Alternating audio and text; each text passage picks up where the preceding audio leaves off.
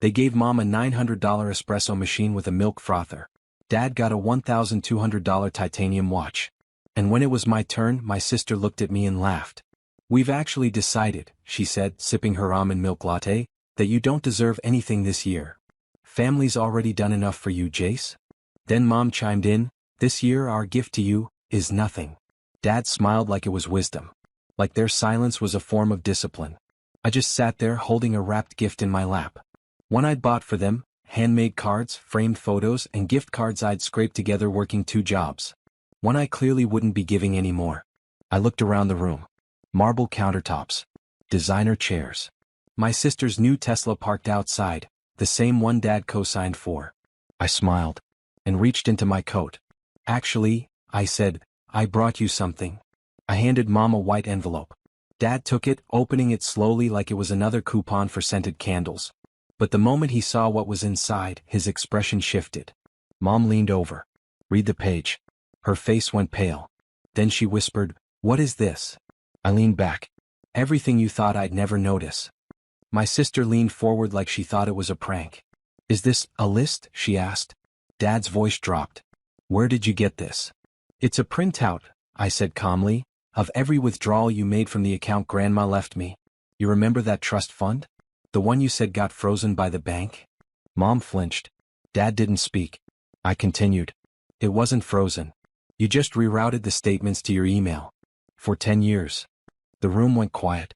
Even the jazz playlist on Bluetooth cut out like it knew this wasn't festive anymore. I stood up and dropped a second envelope on the table, this one sealed. "What's that?" Mom asked, barely above a whisper. "The audit. From the CPA I paid for. It shows every transfer from my fund into your mortgage, your Tesla, your vacation rentals. You drained everything by the time I turned 21. My sister scoffed. "Oh please. You were a kid. You didn't need that money." I turned to her. "No, I didn't. But I needed parents. Instead, I got sponsors for your lifestyle." She crossed her arms. "What are you gonna do? Sue us?" I smiled again, not angry, just certain. "No," I said. "I already did." Mom stood slowly, her hand gripping the edge of the table. "You sued us." "I did," I said. 3 months ago. Quietly. Through a private attorney. You'll get the official notice this week. But I figured, you deserve the courtesy of hearing it from me. In person. During the holidays." Dad's jaw clenched. "You ungrateful little." "No," I cut in steady. "You don't get to say that word to me. Not after raiding my education fund and calling it help. Not after telling me to get over it while you threw graduation parties for her." I looked at my sister. She was chewing her bottom lip now. "You knew, didn't you?" She blinked. "Knew what?" "That they drained it." She didn't answer. Dad stepped forward. "You think this little lawsuit will get you sympathy?" I tilted my head. "I'm not asking for sympathy. Just accountability. And the judge will see the wire transfers. The dates. The matching receipts from your trip to Maui. You think this will bring you peace?" he snapped. I turned to the Christmas tree. The gifts. The matching silk pajamas they all wore. The fake smiles they gave to their phones for family photos. "No," I said softly. "Peace didn't come in the lawsuit." I reached for one more envelope from my coat pocket. But it started here. I laid the final envelope on the table like a playing card in the last round of poker. Mom didn't reach for it this time. Dad just stared, jaw twitching.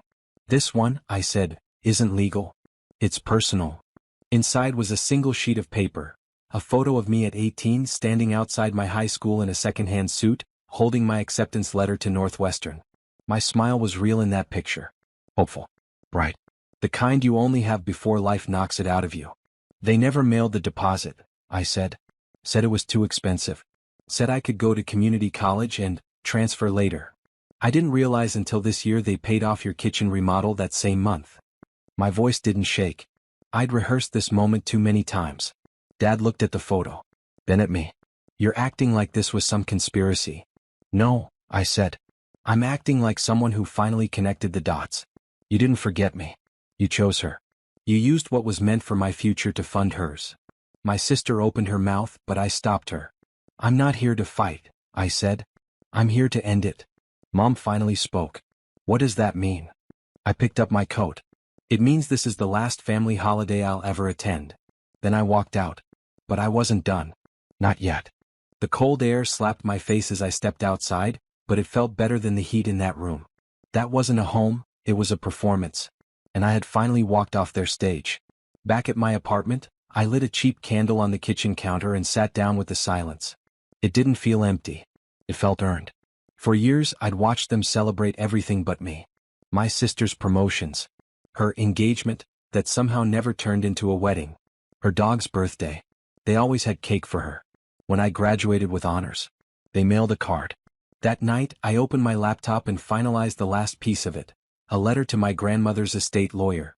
The one who'd originally created the trust fund before she passed.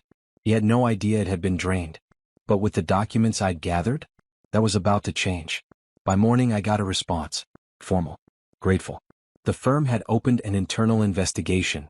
Turns out, misuse of funds from a legally protected trust? That's felony-level fraud. My phone rang twice that day, once from Mom, once from Dad. I let them go to voicemail. They could talk to my lawyer now.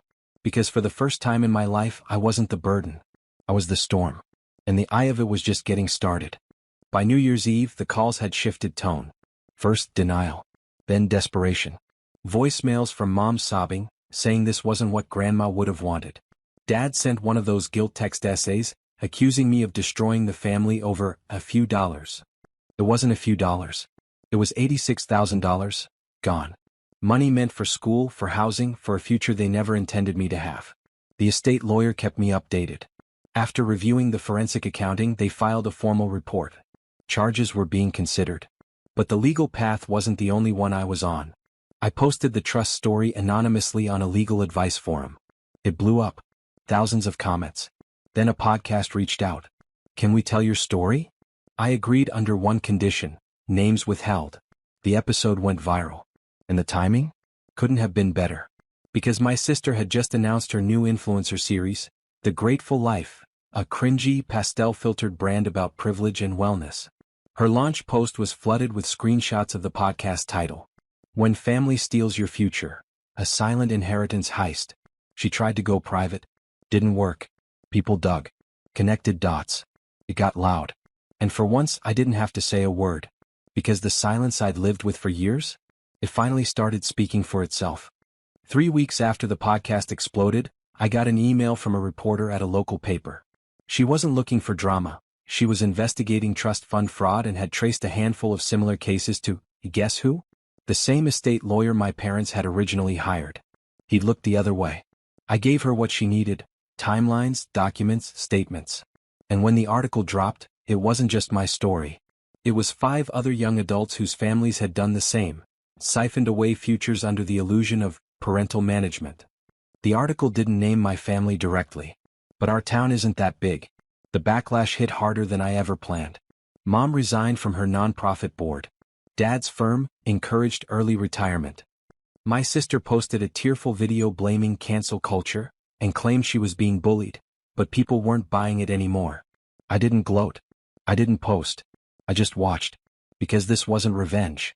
This was restoration. All those years they told me I was selfish, dramatic, too emotional. Now they were the ones crying behind closed curtains. I got a text from Dad last night. You happy now? I didn't respond. Instead, I closed my laptop, walked to the window, and took in the quiet. I was living in my first home. Paid for, not by inheritance, but by justice. And I still had one move left to make. I mailed the final letter on a Thursday. Not to a court or a paper. To the woman who built the trust fund in the first place. My grandmother's sister, Aunt Marion. She was in a retirement home now. Still sharp. Still stubborn. She'd always loved my mom. Helped her with bills when she was single. She had no idea her generosity had been twisted into theft. Her handwritten reply came 3 days later. I always thought they loved you quietly. Turns out they just loved loudly, when it benefited them. I'm rewriting my will. The next trust will go to someone who knows what to do with pain.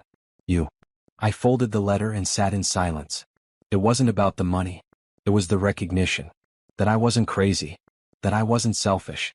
That I was never a burden. Just the only one who noticed the rot while everyone else smiled through it. That Sunday I walked past my parents' house. The Tesla was gone. Foreclosed. The blinds were drawn. No lights in the windows. No Christmas lights this year. And I felt nothing. Not hate. Not revenge. Just release.